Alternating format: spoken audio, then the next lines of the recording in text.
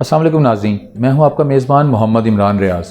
नाज़रीन, आज की इस तेज़ रफ्तारी वाले और भीड़ भाड़ वाले ज़िंदगी में इंसान बहुत सारी बीमारियों का शिकार है।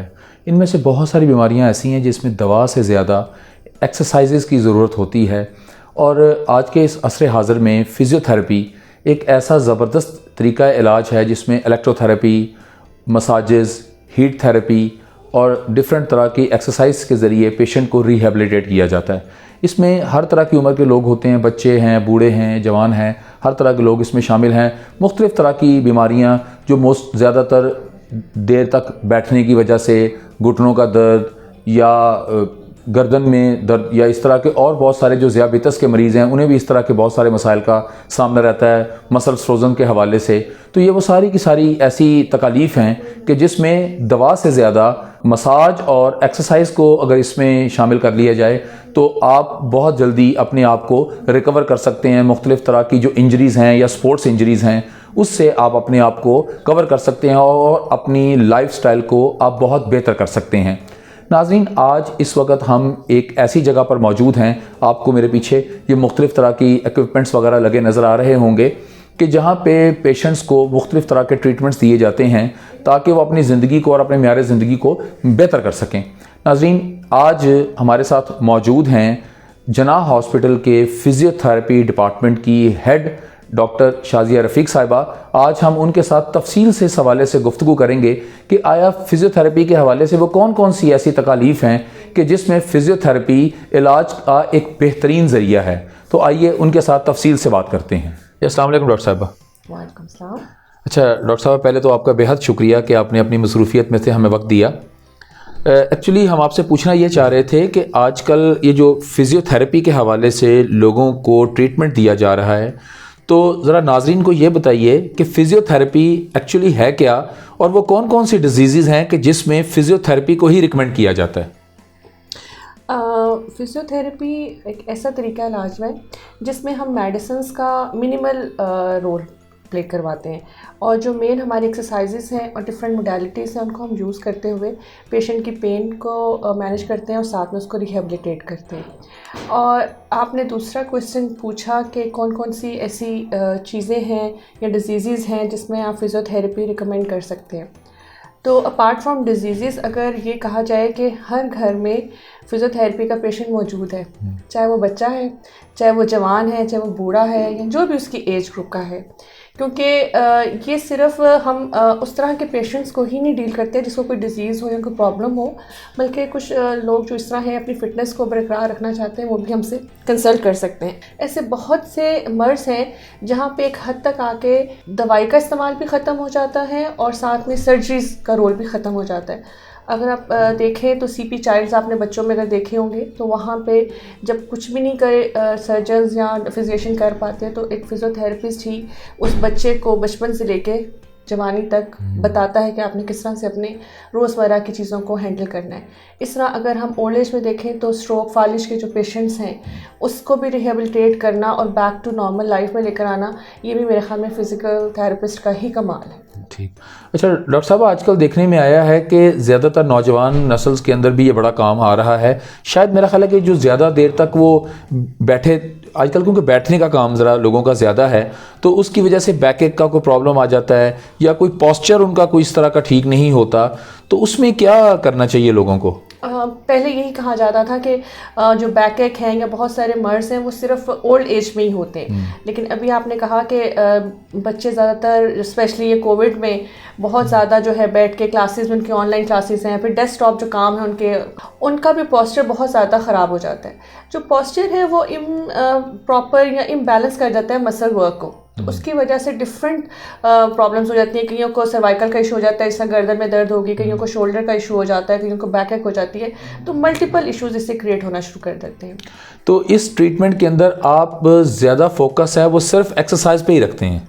जी, बेसिकली हमारी अपनी टेक्निक्स हैं और एक्सरसाइजेज हैं, उन्हीं को हम अप्लाई करते हैं जिसकी वजह से पेशेंट्स जो हैं बहुत हद तक नियर टू नॉर्मल हो जाता है। तो डॉक्टर साहब, आप क्या कहते हैं कि रूटीन में आपके पास ज़्यादातर मतलब आजकल के दौर में इस भीड़ भाड़ बड़ी ज़िंदगी में और फास्ट लाइफ हो गई है, लोग मोस्टली अपने ऊपर इतनी तवज्जो नहीं देते। आजकल लोगों का खुद भी ज़्यादातर जो फिज़िकल एक्टिविटीज़ वाले, जो खेल कूद वाले काम बच्चों में वो भी नहीं रहे। तो ज़्यादातर पेशेंट्स कौन से आते हैं आपके पास? ज़्यादातर पेशेंट्स जो हैं, नहीं आपने कहा कि रुझान तो नहीं रहा, लेकिन पोस्चर रिलेटेड इश्यूज डेफिनेटली ज़्यादा हो जाते हैं।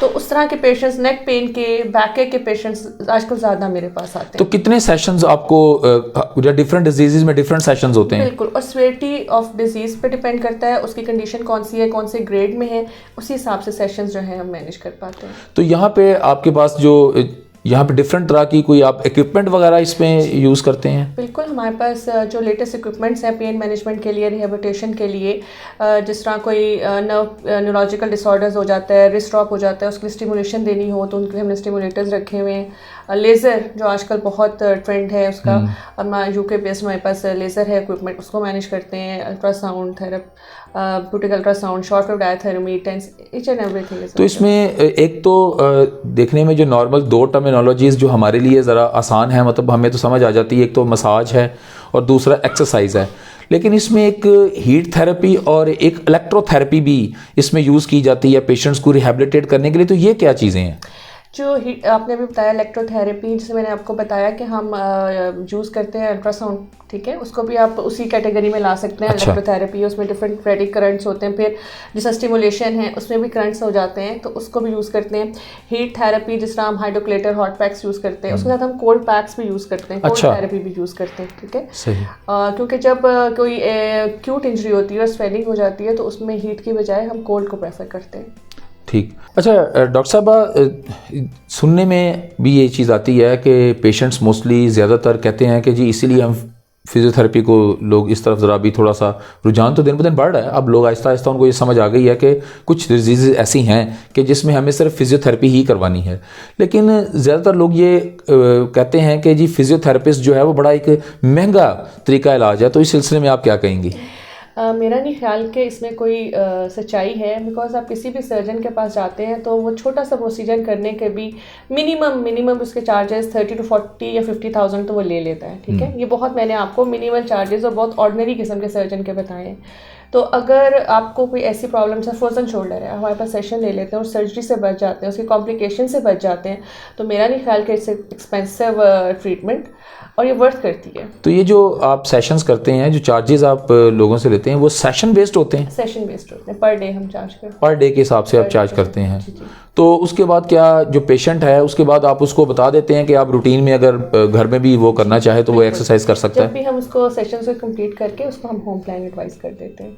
ठीक हो गया। डॉक्टर साहबा, आपका बहुत शुक्रिया कि आपने अपनी मसरूफियत में से हमें वक्त दिया और काफ़ी इन्फॉर्मेटिव गुफ्तगू की हमारे साथ फिजियोथेरेपी के हवाले से।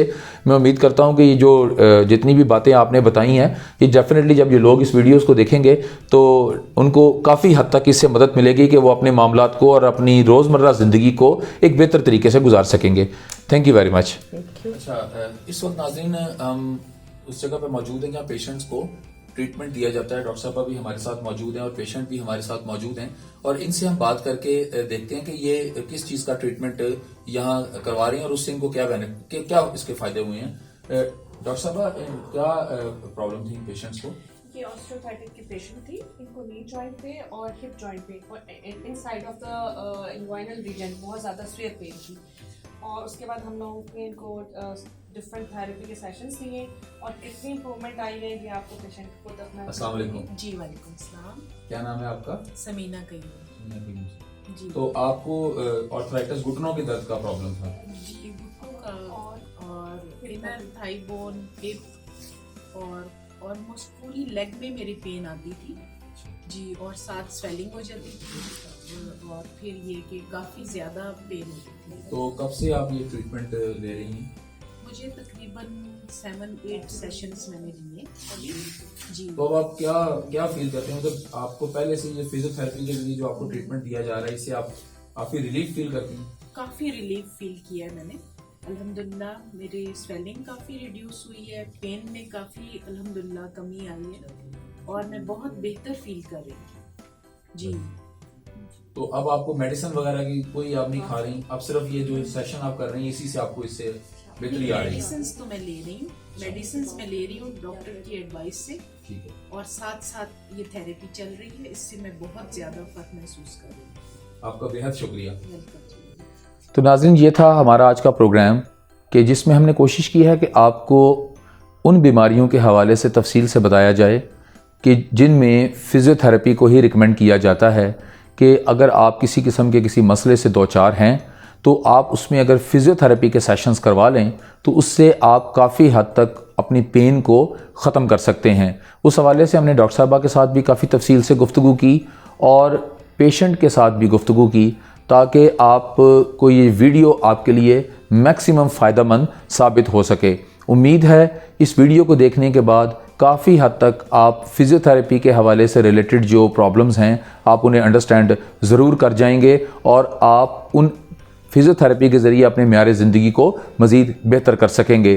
तो नाज़रीन, जल्दी ही इंशाअल्लाह एक नई वीडियो के साथ आपकी खिदमत में दोबारा हाज़िर होंगे। तब तक के लिए अल्लाह हाफ़िज़।